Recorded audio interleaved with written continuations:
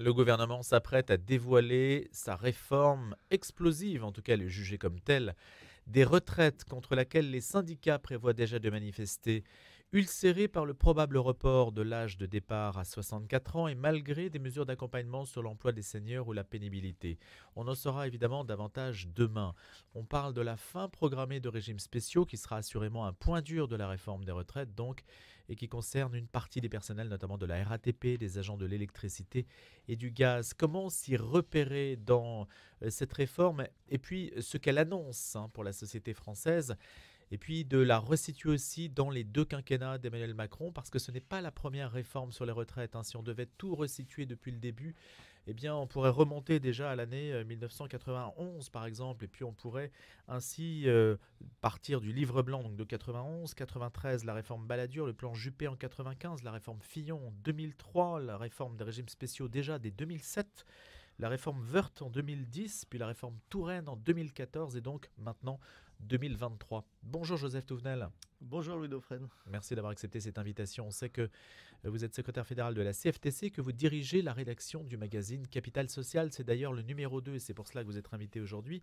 Le numéro 2 de ce trimestriel est consacré aux retraites, l'inéluctable Bérésina, avec un point d'interrogation, mensonge et vérité. Vous avez tenu à faire une mise au point.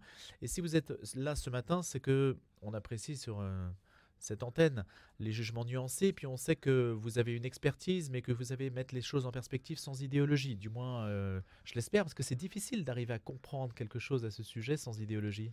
Alors vous avez raison, tout le débat aujourd'hui, on a l'impression que c'est que l'idéologie rencontre un syndrome, celui de tous dans le même moule, ce qui explique la cacophonie actuelle. On n'a pas en France un régime, tout le monde le sait. Il y a une multitude de régimes, avec des grandes masses. On les connaît tous? Ceux du privé, oh, tous on les connaît peut-être, enfin de tête tout le monde ne les connaît pas, parce qu'il y a des régimes très particuliers, par exemple ceux de l'Opéra de Paris, ceux de la Banque de France. Ça sont les régimes spéciaux, mais il y en a Oui, oui, 16. oui. Oui, mais on connaît les grands qui sont SNCF, RATP dans les régimes spéciaux, mais il y a un premier grand régime, c'est celui des salariés du privé. Et depuis le début de notre conversation, nous parlons des régimes des salariés, mais les retraites, ça concerne aussi les indépendants, les paysans, les chefs d'entreprise. C'est tout ça, les retraites. Et donc, on ne peut pas traiter de la même façon tous ces régimes totalement différents et ces situations différentes. Par contre, Est-ce que ça veut dire, Joseph, que tous les régimes seront touchés par la réforme, quels qu'ils soient? on n'en sait rien encore, on ne connaît pas la réforme.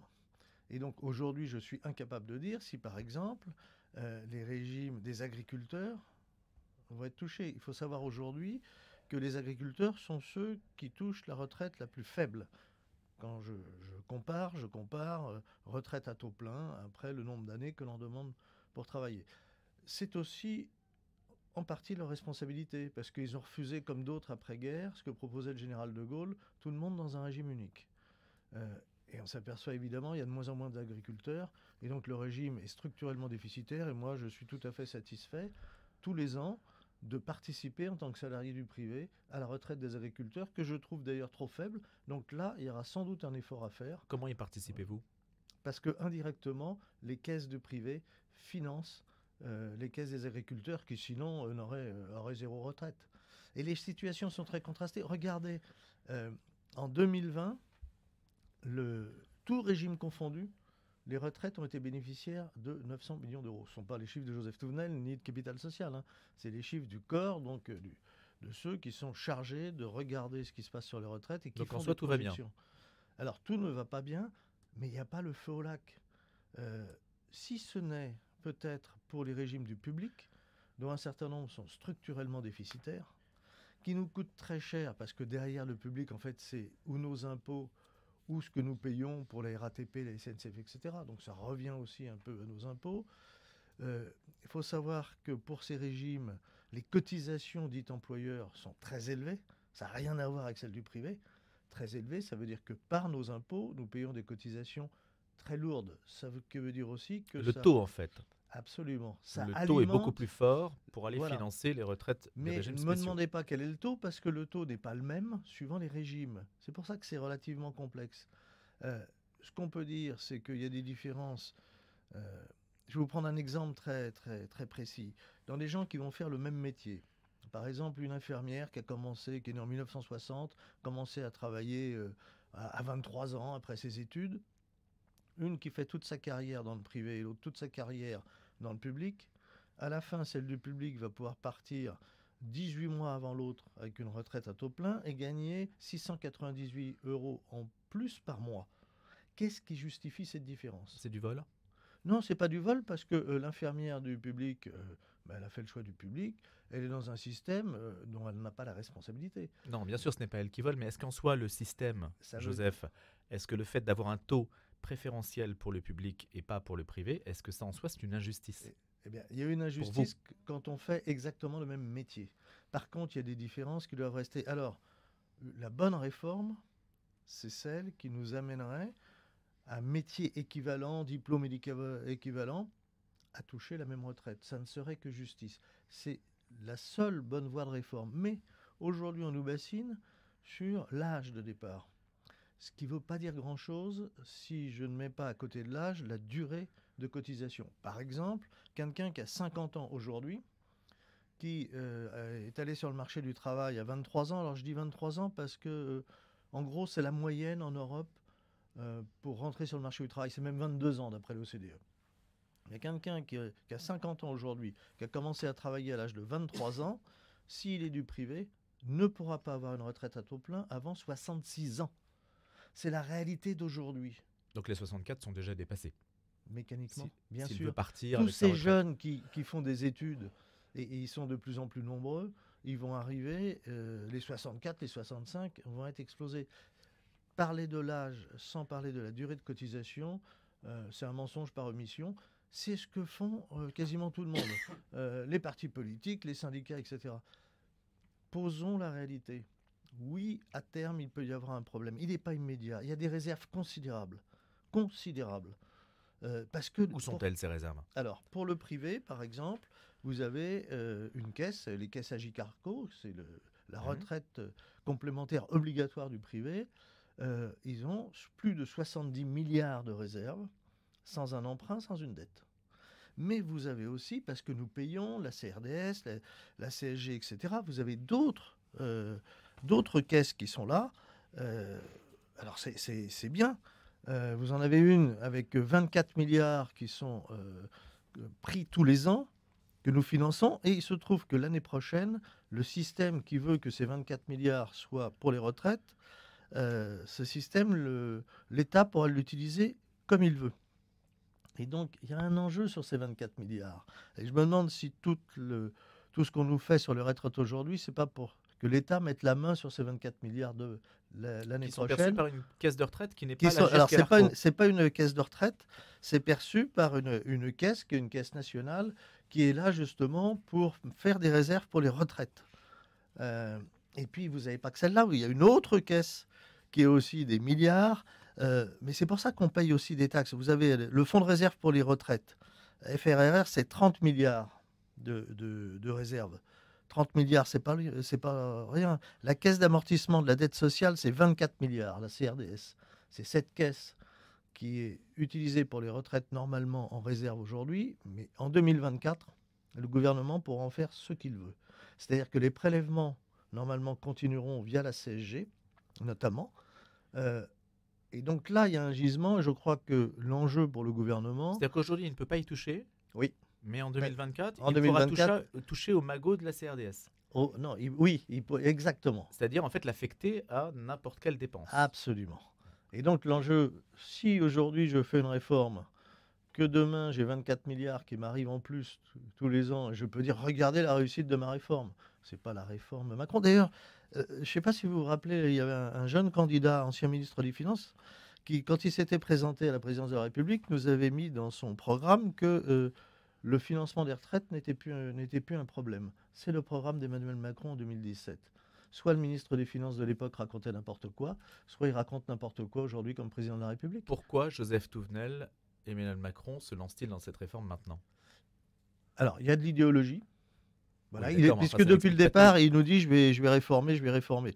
Donc à un moment donné, il se dit ben voilà, je vais montrer que en fait je ne cède pas. Et puis derrière, il y a sans doute le fait que même si en 2020 globalement les retraites ont rapporté 900 millions d'euros, l'année d'avant c'était un déficit global de 13 milliards d'euros. Et d'où viennent les trous? Ils viennent de tout ce qui est public. Et donc c'est une façon de combler la dette du pays. C'est ça la réalité. Le reste, on nous amuse. Sauf que si je me projette dans 25 ans, dans 30 ans, on a un problème qui s'appelle la natalité. Et ça, je ne le vois pas mis sur la table. Et le choix, il est aujourd'hui. Vous pour dans attendriez 30 que la ans, réforme, demain, qui sera annoncée, que nous mentionne dise, cette question. bien sûr, puisque c'est l'enjeu pour dans 30 ans. On n'a pas de problème pour dans 6 mois, dans 6 ans, dans 10 ans. On peut avoir un problème dans 25, 30, 35 ans, qui est la natalité. Et dans ces cas-là, il faut dire les choses aux Français.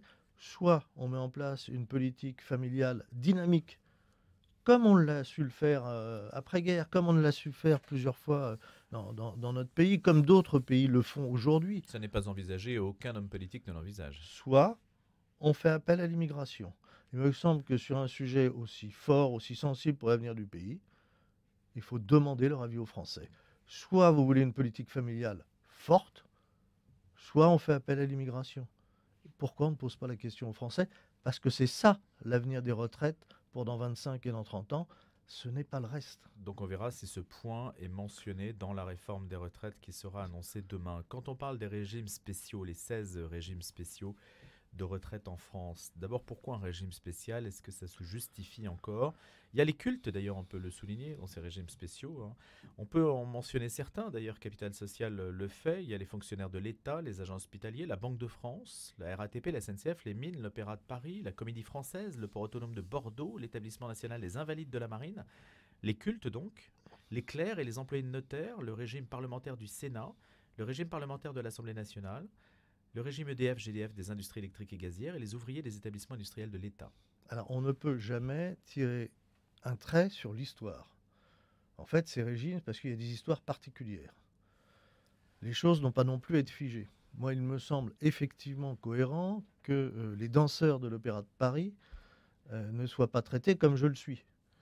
Parce que danseur de l'Opéra de Paris, un danseur étoile à 64 ans, je pense que c'est plus que limite. Et donc, à un moment donné, il faut bien qu'il y ait des régimes spéciaux. Je pense à ceux qui nous protègent, comme les militaires.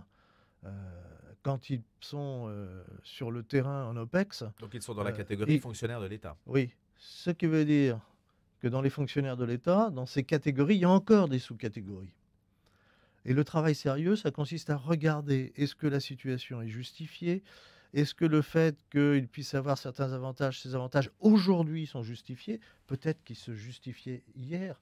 Quand je mettais du charbon dans une locomotive, il y avait une pénibilité qui a disparu pour le conducteur du TGV.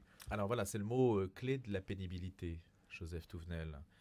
Il y a 6 facteurs reconnus de pénibilité du travail. Le port de charges lourdes, les postures pénibles, les vibrations mécaniques, l'environnement bruyant, les températures extrêmes et l'exposition à des agents chimiques dangereux. Ça fait beaucoup de monde tout ça qui répond à ces Ça fait critères? beaucoup de monde, ça dépend quels sont les critères qu'on met pour les mesurer.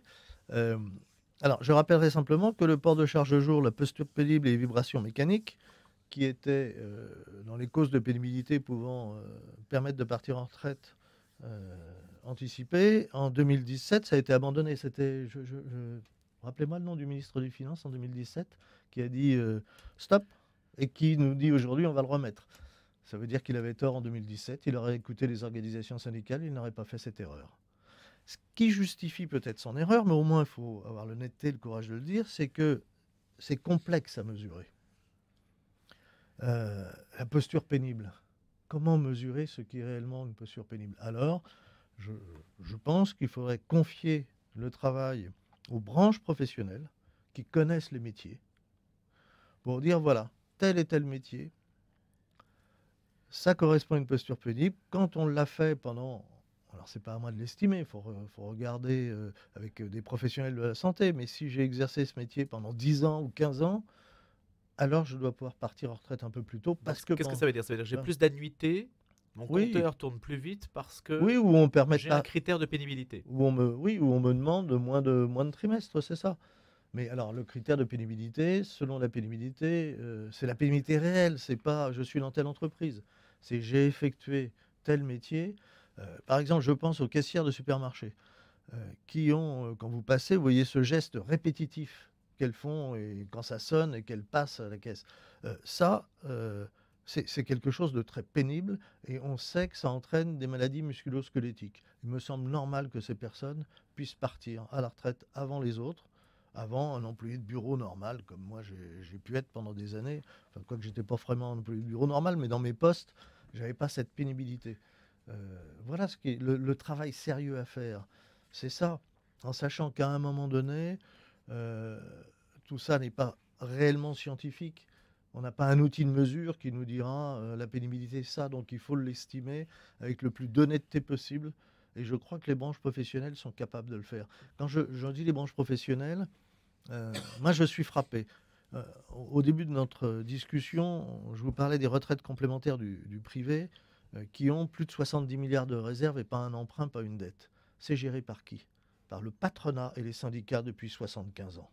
C'est-à-dire que patronat et syndicats depuis 75 ans font la démonstration que quand il s'agit de leur métier, ils sont capables de faire des bonnes choses que l'État n'est pas capable de faire. Que l'État nous laisse un peu nous occuper de nos affaires, et je pense que ça sera mieux géré. On le démontre tous les jours avec les retraites. Donc, si on vous suit, Joseph Touvenel, ça veut dire que l'âge de départ, 64 ans, ça n'est pas la vraie question. La vraie question, c'est le nombre d'annuités. La Bien vraie sûr. question, c'est de regarder dans le détail, d'avoir un réglage fin de la question, justement, pour aller voir chaque régime.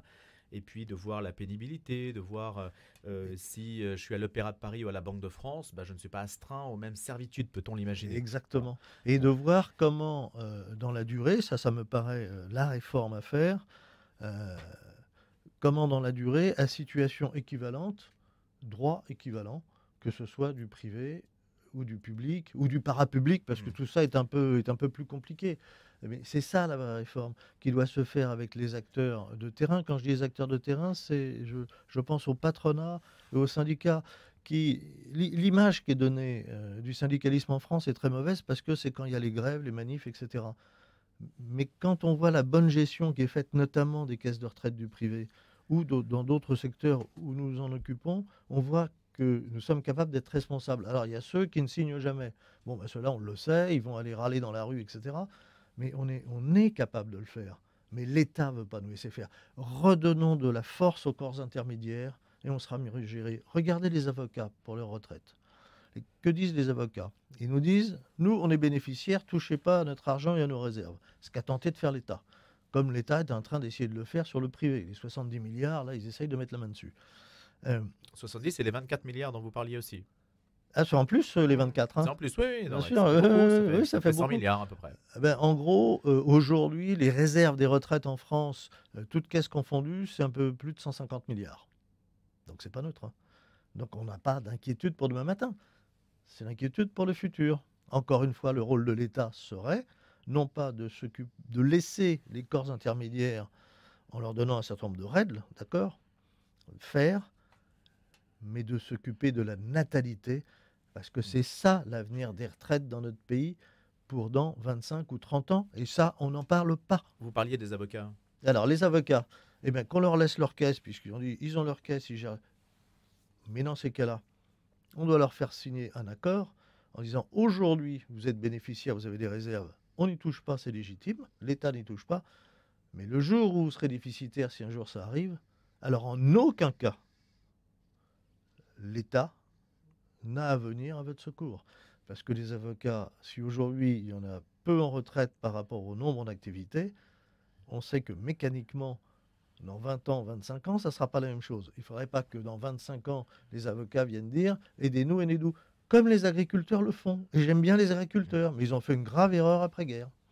Joseph Touvenel, ce sujet divise politiquement et même à l'aise les républicains. Parce qu'à 64 ans, ils disent peut-être on va soutenir le gouvernement, 65 non, c'est pas possible, apparemment. Enfin, on joue sur des curseurs un petit peu, je dis pas forcément absurdes, mais en tout cas, on a le sentiment que la politique s'est beaucoup mêlée de cette question-là et que c'est aussi un moyen peut-être de tenir captive ce qu'il reste de la droite parlementaire, en fait, classique. Alors la politique s'en est mêlée, et c'est bien quand c'est le service de la cité. Mais là, c'est beaucoup plus politicien. C'est-à-dire que le public est mal informé. Et donc, il y a beaucoup de gens qui, en toute bonne foi, pensent que l'avenir des retraites, demain, si on fait rien, il n'y aura plus de retraite, ce qui n'est pas vrai.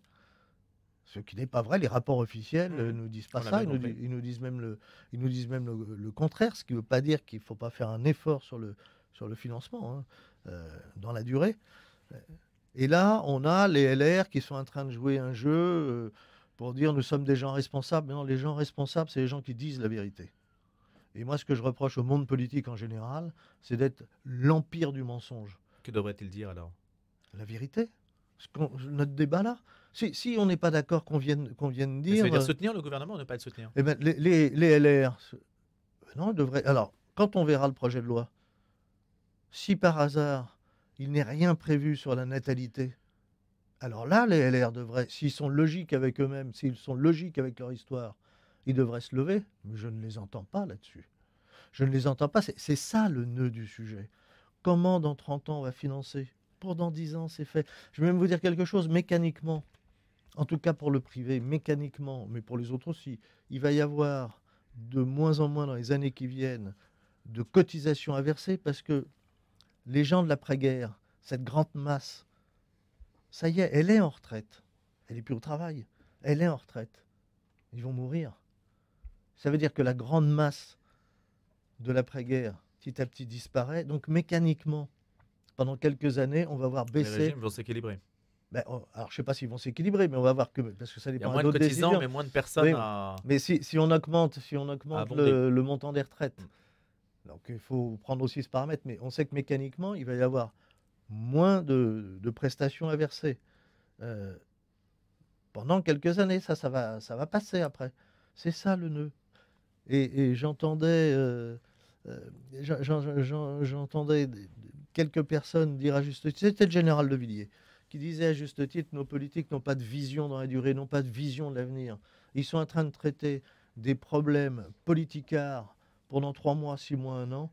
Ils sont dans l'incapacité de traiter le sujet pour dans 25 ou 30 ans. Et pourtant, ce sujet des retraites, c'est le sujet de génération en génération. Dernière question, Joseph Touvenel. Il y a un risque qu'il y ait du monde dans la rue et que ça renoue avec la période gilet jaune pour le gouvernement? Oui, il y a un vrai risque parce qu'il y a un mécontentement dans tous les sens, il y a un manque de confiance dans la parole publique qu'on peut comprendre.